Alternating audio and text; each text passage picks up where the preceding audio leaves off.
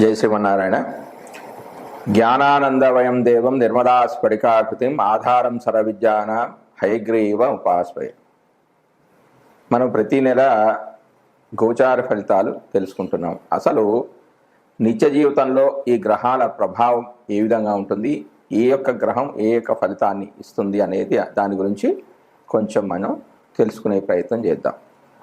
నిత్య జీవితంపై గ్రహాల ప్రభావం గోచార ఫలితాల వలన మనకు బాగా అర్థమవుతుంది. జన్మచక్రం నుండి దానిని గ్రహించవచ్చు. అది మన పూర్వజన్మ కర్మను ప్రతిబింబిస్తుంది. సూర్యుని విశ్వానికి ఆత్మగా మనం భావించవచ్చు. సూర్యోదయం సూర్యాస్తమయం వంటి ప్రభావం మన మీద ప్రబలంగా ప్రభావాన్ని చూపిస్తాయి. సూర్యోదయంతో విశ్వం మేల్కొంటుంది. సూర్యోదయంతో నిద్ర నుంచి మేల్కొన్న వారు ఉన్నప్పటికీ కూడా సూర్యుడు మాత్రం ఉదయిస్తున్నాడు. అతను మన మీద ప్రభావాన్ని చూపిస్తున్నాడు. సూర్యోదయం మన మీద చూపించే ప్రతికూల లేదా అనుకూల ప్రభావాలను జాతక చక్రంలోని చంద్రుని వలన మనం గ్రహించవచ్చు. సాధారణంగా సూర్యోదయమున సూర్యుడు ఉండే స్థానమే మన జాతక చక్రంలో మొదటి భావం అనేది అవుతుంది. అందుకనే సూర్యోదయంతో మనం నిద్ర నుంచి మేల్కొని భౌతిక కార్యక్రమాలను అనగా పళ్ళు శుభ్రపరచుట, స్నానం మొదలైన పనులను నిర్వహిస్తాం. సూర్యాస్తమం సమయానికి సూర్యుడు 7వ ఇంటికి చేరుకుంటాడు. అందువలన మన బంధం సూర్య ఆస్తమం తర్వాత భర్త లేదా భార్య మొదలైన వాటికి సంబంధించినదై ఉండాలి. ఇతర విషయాలను వదిలేసి ప్రశాంతంగా పొందాలి. అర్ధరాత్రి అయితే నిత్య జీవితానికి సంబంధించిన విషయాలను ముగింపుగానే భావించాలి. చంద్రుని కదలికలు నిత్య జీవితంలో మానవుని మనసుపై ప్రభావాన్ని చూపుతాయి. ప్రతి నెల పొడవు చంద్రుని ప్రభావం మానవ జీవితం పైన, జీవిత లక్ష్యాల పైన ప్రభావాన్ని చూపుతుంది. చంద్రుడు శని ప్రభావానికి లోనైతే అనుకోని దిగులు, విచారం మనసును అలుముకుంటాయి. చంద్రుడు గురువు లేక శుక్రుని ప్రభావానికి గురైతే ఉత్సాహంగాను ప్రోత్సాహంగాను జీవితం అనేది ఉంటుంది. కుజుడు తన ప్రభావంతో మన శక్తి సామర్థ్యాలను కూడగట్టి పైకి తీసుకొని వెళ్ళగలడు, లేదా మన దుర్స్థనం వల్ల పాతాళానికి నెట్టగలడు. కనుక గోచార కుజునిపై జాతక చక్రంలోని ఇతర గ్రహముల స్థానాన్ని అనుసరించి ప్రతికూల అనుకూల ఫలితాలను సమీక్షించాలి. కుజ చంద్రులకు ప్రతికూల దృష్టి ఏర్పడితే సంశయమాన్ని కోల్పోయే ప్రమాదం ఉందంటే ఓపిక అనేది వారికి ఉండదు. బుధుడు అనుకూల గోచారం వలన వ్యక్తిలో చురుకుదనం అనేది పెరుగుతుంది. తెలివిగా మాట్లాడమే కాదు, తెలివిగా కార్యక్రమాలను కూడా నెరవేర్చగలుగుతాడు. అన్నీ శుభసూచంగానే ఉంటాయి. ప్రతికూల బుధుడు అనుకోకుండా నరాల బలహీనతను ఏర్పరిచి సమస్యల బారిన పడవేస్తాడు. అనుకూల బుధుడు మనను తారాస్థాయికి తీసుకుని వెళ్ళగలడు, అన్నిటా విజయాలను చేకూర్చగలడు. అనుకూల గోచార గురువు వలన ద్రవ్యం అనేది మనకు లభిస్తుంది. రాణి బాకీలు కూడా వసూలవుతాయి. ప్రజలు వాళ్ళ శక్తికి మించి మంచి కార్యక్రమాలు చేయడానికి పూనుకుంటారు. ప్రతికూల గురువు శని ప్రభావంతో మనలను దురుసు స్వభావానికి, దూకుడు ప్రయత్నాలకు ప్రోత్సహిస్తాడు. దీనివల్ల మనకున్నది పోగొట్టుకుంటాం. అనుకూల శుక్రుని ప్రభావం ఎక్కువగా ఉంటుంది. అతని చలనం వలన మనుషుల అనుభూతులు, ఆలోచనలు బయటపడతాయి. యువకులైనట్లయితే ప్రేమ వివాహాల జోలుతో ఉంటారు. యువకులు కానట్లయితే ఆహ్లాదకరమైన విహారాలకి ద్రవ్యాన్ని వినియోగించుకుంటారు. గోచారిత్యా ప్రతికూలమైన శుక్రుడు కుజ, శని, రాహుల వలన తక్కువ స్థాయిలో ఫలితాలను ఇస్తాడు. అప్పుడు వ్యక్తులు నిస్పృహతోనూ కుంభకోణాలతోనూ శతమవుతూ ఉంటారు. గోచార శని ప్రభావానికి ప్రజలు సాధారణంగా భయపడతారు. ఫలితం లేని కార్యక్రమాలు మునిగి ఉంటారు. అత్యాశకు గురవుతూ ఉంటారు. ద్రవ్య నష్టం, అనారోగ్యం, నిత్య విచారం, చికాకు, నిరుత్సాహం మొదలైన వాటితో కూడి ఉంటారు. అనుకూల శని పైన ఉదహరించిన వాటికి వ్యతిరేకమైన ఫలితాలను ఇస్తాడు. రాహు శనువుల అనుకూలత వలన వ్యక్తులు వారి సహజ శక్తి సామర్థ్యాలను, ప్రణాళికలను ప్రదర్శించగలుగుతారు. రాహు సాధనంగా నిత్య జీవితంలో ముఖ్యమైన సంఘటనలకు కారకుడవుతాడు. అనుకోకుండా ఒక్కసారిగా సంఘటనలు జరిగిపోతూ ఉంటాయి. అనుకున్నవి జరగవు, అనుకోనివి జరుగుతాయి. పిల్లలపై రాహు ప్రభావం ఎక్కువగా ఉంటుంది. రాహుకు చంద్రునితో ప్రతికూల పరిస్థితి ఏర్పడితే పిల్లల ఆరోగ్య విషయంలో జాగ్రత్త వహించాలి. శుక్రునికి సంబంధించినదైతే ప్రోత్సాహకరంగా ఉంటుంది. ఏదైతే అనుకుంటామో పరిస్థితులకు తగ్గట్టుగా అదే జరుగుతుంది. రాహు మీ ప్రణాళికలను రహస్యంగా కోడిలా పొదుగుతాడు. రాహు చాలా బలవంతుడు. కేతు ప్రభావాల వల్ల రోగాలు బయటపడతాయి. ఆధ్యాత్మిక విషయాలలో కేతువు ప్రధాన పాత్ర వహిస్తాడు. గ్రహముల విషయంలో ఇవన్నీ సాధన విషయాలు. వాటి కారకత్వాలు, మిత్రత్వ శత్రుత్వాలు మొదలైనవి లెక్కలోనికి తీసుకొని ఫలితాలను నిత్య జీవితంలో అంచనా వేసుకొని ముందుకు నడవాలి. విశ్వమంతా గ్రహాల ప్రభావంతోనే ఉంటుంది. జ్యోతిష్య శాస్త్రం ఈ విషయాలను సూచిస్తుంది. వాటిని అన్వయించుకోవడం, అర్థం చేసుకోవడం, విశ్లేషించడం మానవుని యొక్క విజ్ఞానంపై ఆధారపడి ఉంటుంది. జై శ్రీమన్నారాయణ. జ్ఞానానందమయం దేవం నిర్మలాస్ఫటికాకృతం ఆధారం సర్వ విద్యానాం హైగ్రీవ ఉపాస్మయ. సంవత్సర గోచార ఫలితాలలో ఏ గ్రహాలకు ఎక్కువగా ప్రాధాన్యత ఉందో మనము ఈ భాగంలో తెలుసుకుందాం. ప్రతి సంవత్సరం ఉగాది సందర్భంలో వేసే పంచాంగ శ్రవణంలో భాగంగా సంవత్సర గోచారాన్ని తెలియజేస్తారు. సాధారణంగా కూడా జరుగుతున్న సంవత్సరంలో తమకు సంబంధించిన శుభాశుభాలను తెలుసుకోవడం కూడా సంవత్సర గోచార ఫలితమే. ఈ విధానంలో ముఖ్యంగా ఆ సంవత్సరము శని, గురువు, రాహుకేతుల సంచారం ప్రధానంగా ఉంటుంది.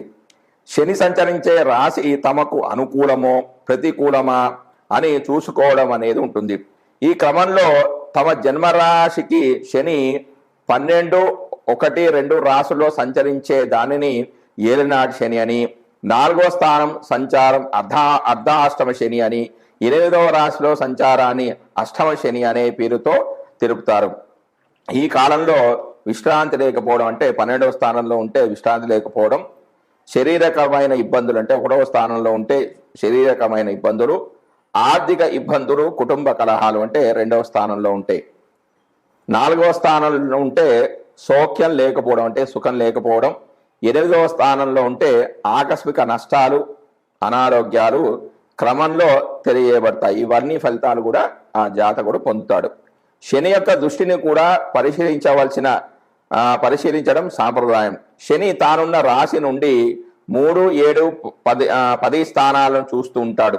ఆ రాశిలో తమ జన్మరాశి ఉన్నప్పటికీ జాగ్రత్తలు తీసుకోవడం అవసరంగా సూచిస్తారు. అంతేకాక శని సంచరిస్తున్న రాశి, శని దృష్టి ఉన్నటువంటి రాశులు తమ జన్మరాశి నుంచి ఏ భావాలు అవుతున్నాయో ఆయా భావాల విషయంలో జాగ్రత్తలు తీసుకోవడం కూడా గోచారంలో ఒక భాగమే. శని ఒక్కొక్క రాశిలోనూ 2.5 సంవత్సరాల సంచారం వల్ల ఈ గ్రహ ఫలితాలను అధికంగా గమనించడం సాంప్రదాయంలో ఉంది. సంవత్సర గోచార ఫలితాల అధ్యయనంలో శని యొక్క ఫలితం చాలా కీలకమైనది. గురుగ్రహ సంచారాన్ని కూడా సంవత్సర గోచారంలో భాగంగా పరిశీలిస్తారు. గురువు తానున్న రాశి నుంచి 5, 7, 9 రాశులను చూడటం వల్ల ఆయా రాశుల వారికి అనుకూలతను తెలియజేయడం జరుగుతుంది. జన్మరాశి నుండి 2, 5, 7, 9, 11 రాశుల్లో సంచరిస్తున్నప్పుడు ఆర్థిక, సంతాన, వైవాహిక సంతృప్తి, లాభాలను పొందవచ్చు. గురుదృష్టి ఉన్నటువంటి భావాల్లో లోపాలున్నా సరిదిద్దబడతాయి. ఆ సంవత్సరంలో ఏ కార్యక్రమాలకు అనుకూలమో ఏ కార్యక్రమాలకు ప్రతికూలమో కూడా గురుగ్రహ గోచారం ద్వారా గమనించవచ్చు. నూతన సంకల్పాలు నెరవేరడానికి, వివాహ సంతానాది అంశాల్లో పరిపూర్ణత కోసం గురుగ్రహ గోచారం అనుకూలంగా ఉండే విధంగా చూస్తుండడం సాంప్రదాయం. రాహుకేతువులు తామున్న రాశులకు అనుసరించే భావాలకు సంబంధించిన అశుభ ఫలితాలను ఇస్తూ ఉంటారు. ముఖ్యంగా 3, 6, 11 స్థానాల్లో తప్ప మిగిలిన స్థానాల్లో ఆయా భావాలకు లోపాలను తెలియజేయడం గోచార సాంప్రదాయం. ఏదైనా శుభగ్రహంతో కలిసి ఉన్నప్పటికీ ఆ గ్రహం యొక్క శుభత్వాన్ని తగ్గించే విధంగా రాహు, కేతువు గ్రహాలు ఉంటాయి. అందువల్ల ప్రతి రాశి వారికి రాహువు కేతు ఉన్నటువంటి భావాలను జాగ్రత్తగా చూసుకోవాల్సి ఉంటుంది. శని, గురువు, రాహువు, కేతువులు అధిక కాలంలో ఒక రాశిలో సంచరించడం వల్ల సంవత్సర ఫల నిర్ణయంలో వీరి యొక్క ప్రాధాన్యం అధికంగా ఉంటుంది. జై శ్రీమన్నారాయణ. జై శ్రీమన్నారాయణ. జ్ఞానానందమయం దేవం నిర్వరాస్ఫటికాకృతిం ఆధారం సర్వవిద్యానాం హయగ్రీవం ఉపాస్మహే. మాస గోచార ఫలితాల యొక్క ప్రాముఖ్యత. ఒక మాసం తమకు అనుకూలమా ప్రతికూలమా అని గమనించేందుకు రవి, కుజ, శుక్ర, బుధ గ్రహాలను గమనించడం సాంప్రదాయం. సూర్యుడు 3, 6, 10, 11 రాసుల్లో సంచరించే సమయంలో మాత్రమే శుభ ఫలితాలను ఇస్తాడు. మిగిలిన సమయాలలో అతడు సంచరించే రాశి దృష్టి ఉన్న సప్తమ రాశి విషయంలో జాగ్రత్తలు తీసుకోవాలి. వేరు వేరు జన్మరాశుల వారికి రవి సంచరిస్తున్న రాశి దృష్టి ఉన్నటువంటి రాశులు ఏ భావాలు అవుతున్నాయో గమనించి వానికి అనుకూలమైన ఫలితాలను నిర్దేశించాల్సి ఉంటుంది. రవి గోచారంలో వ్యతిరేకంగా ఉన్న సమయంలో అధికార ప్రభుత్వ సంబంధమైన సమస్యలు, అనారోగ్య లోపాలకు, మానసికమైన ఒత్తిడులకు అధికమైన అవకాశం అనేది ఉంటుంది. అదేవిధంగా కుజుడు గోచారంలో అననుకూలమైన రాశిలో సంచరిస్తుంటే చిన్న చిన్న ప్రమాదాలు, ఒత్తిడులు, శరీరకమైన అనారోగ్యాలు, నొప్పులకు అవకాశం అనేది అధికంగా ఉంటుంది. అంతేకాకుండా సామాజికంగా అప్పులు పెరగడం, శత్రుత్వాలు అధికం కావడం కూడా ఉంటుంది. తగిన దాన ధర్మాలు అవసరమవుతాయి. 3, 6, 11 రాశుల్లో మాత్రమే శుభ ఫలితాలను కుజుడు ఇచ్చినప్పటికీ తాను సంచరిస్తున్న రాశి దృష్టి ఉన్నటువంటి 4, 7, 10 రాశులను కూడా ఫలితాల విషయంలో లెక్కలోనికి తీసుకోవాలి. బుధుడు గోచారంలో అశుభ ప్రదేశాల్లో ఉన్నప్పుడు వ్యాపారాదుల్లో లోపాలకు అధికమైన అవకాశం అనేది ఉంటుంది. పెట్టుబడులు ఫలించవు, స్ఫురణ శక్తి అనేది లోపిస్తుంది, శారీరక చైతన్యం తగ్గిపోయే సూచనలు ఉన్నాయి. కొంత బలహీనమైన మనస్తత్వం, ఆలోచనా తత్వంలో లోపాలకు అవకాశం అనేది కలుగుతుంది. రోగ నిరోధక శక్తి అనేది లోపించడం వల్ల కలిగే సమస్యలు పెరుగుతాయి. బుధుడు 2, 4, 6, 8, 10, 11 స్థానాల్లో శుభ ఫలితాలను ఇస్తాడు. తాను చూస్తున్న భావాలకు కూడా శుభాన్ని ఇస్తాడు. శుక్రుడు అధిక స్థానాల్లో గోచారిత్యా అనుకూలంగా ఉన్నప్పటికీ బలహీనమైన గోచార ఫలితాలనిచ్చే స్థానాలలో మనోభిష్టాలు నెరవేరక ఇబ్బంది పడుతూ ఉంటారు. శుక్రుడు ఒక రాశిలో సంచరించే కాలంలో మానసికమైన వ్యవహారాలు, ఆకర్షణలలో లోపాలు, ఇబ్బందులకు అవకాశం అనేది ఉంటుంది. అవగాహన లోపాలు ఉంటాయి. శరీరంలో హార్మోన్ల లోపాలు ఏర్పడతాయి. సమతుల్యమైన భావాలు దెబ్బతింటాయి. శుక్రుని విషయంలో 6, 7, 10 రాశుల సంచారం మాత్రమే లోపమైనది. 6వ స్థానం సంచారం అధికమైన లోపంగా పరిగణిస్తారు. భార్యాభర్తల మధ్యలో అభిప్రాయ భేదాలకు కూడా ఇటువంటి అంశాలు కారణమవుతాయి. మానసికమైన ఒత్తిడి తీవ్రంగా ఉంటుంది. ఒక నెల రోజులు కొంత ఎక్కువ తక్కువలతో కూడుకున్న రోజుల్లో సంచరించే గ్రహాలు ఇవన్నీ కూడా. అందువల్ల వీటి ద్వారా కలిగే ఫలితాలు ఆ మాసాదులకు చెంది ఉంటాయి. అయితే శుభ సమయంలో కార్యక్రమం ప్రారంభించి పూర్తి చేయడానికి ఇటువంటి అనుకూల గ్రహ సంచారాదుల వల్ల ఫలితం అనేది అధికంగా ఉంటుంది. జై శ్రీమన్నారాయణ. జై శ్రీమన్నారాయణ. జ్ఞానానందమయం దేవం నిర్మలా స్ఫటికాకృతం ఆధారం సర్వవిద్యానాం హయగ్రీవం ఉపాస్మహే. జూలై నెలలో కర్కాటక రాశి వారికి ఫలితాలు ఏ విధంగా ఉంటాయంటే, ముందుగా రవి ఫలితాలు. కర్కాటక రాశి వారికి రవి 12వ స్థానంలోను, అంటే జూలై 16 వరకు 12వ స్థానంలోను, జూలై 17 నుంచి ఆగస్టు 16 వరకు జన్మరాశిలోనూ సంచరిస్తున్నాడు. ఈ 2 స్థానాల్లోనూ రవి సంచారం వల్ల ప్రతికూల ఫలితాలే ఏర్పడతాయి. స్థానచలనము, అనారోగ్యము, నానావిధ నష్టము, కష్టాలు, మిత్రుల యొక్క వైరము, మిత్రులతో వైరము, తాపము, అపాయము, వ్యాధి, ఉద్యోగ వ్యాపార నష్టాలు, అధికార భంగము, జ్వరము, అకాల భోజనము, బంధువైరము, ధన నష్టము, ఆందోళన, కోపము లాంటివి జరిగే అవకాశం. రవి యొక్క తన సప్తమ దృష్టి చేత 6వ స్థానాన్ని వీక్షించడం వల్ల మానసిక ప్రశాంతత, వస్త్రలాభము, ప్రయత్న కార్యములందు విజయము, సుఖశాంతులు లాంటి అనుకూల ఫలితాలు కూడా జరిగే అవకాశం ఉంది. కుజుడు యొక్క ఫలితాలు. కర్కాటక రాశి వారికి కుజుడు జూలై 12 వరకు 10వ స్థానంలోను, జూలై 13 నుండి ఆగస్టు 26 వరకు 11లోను సంచరిస్తున్నాడు. దశమ స్థానం దోషస్థానం. కార్యభంగము, విరోధము, శత్రువృద్ధి, ఆరోగ్య లోపము, శ్రమ, కష్టాలు, కర్మ విఫలత, దుర్బలత్వము లాంటి ఫలితాలు జరుగుతాయి. చెడు ఫలితాలు అనేవి తక్కువగా ఉంటాయి. కారణము కుజుడు తన స్వక్షేత్రంలోనే సంచరించడం వల్ల ఈ ఫలితాలు అనేవి జరుగుతాయి. ఎందుకంటే మేషరాశి కుజుడికి సొంత రాశి కాబట్టి. 11వ స్థానంలో సంచరించేటప్పుడు శుభ ఫలితాన్ని ఇస్తాడు. ధనధాన్య లాభము, యత్నకార్య సిద్ధి అంటే అనుకున్న పనులు సిద్ధించడం, ఆరోగ్యము బాగుపడడం, భూవృద్ధి, సంతోషము, సుఖ సంసారము, కీర్తి, ఇష్టవస్తు ప్రాప్తి, వ్యాధులనేవి తగ్గిపోవడం, సర్వ విధాలైన లాభాలు. ఇందులో కేవలం 50% ఫలితాలు మాత్రమే ఏర్పడే అవకాశం ఉంది. ఎందుకంటే ఈ స్థానం కుజుడికి సమక్షేత్రం అవుతుంది. కుజుడు తన ప్రత్యేక దృష్టి చేత 1, 2, 4, 5, 6 స్థానాలు వీక్షించడం ద్వారా కొంత మిశ్రమ ఫలితాలు కూడా వచ్చే అవకాశం ఉంది. దాని తర్వాత బుధుడు యొక్క ఫలితాలు. కర్కాటక రాశి వారికి బుధుడు జూలై 19 వరకు లగ్నంలోను, జూలై 20 నుండి ఆగస్టు 22 వరకు ద్వితీయంలోను అంటే 2వ స్థానంలోనూ సంచరిస్తున్నాడు.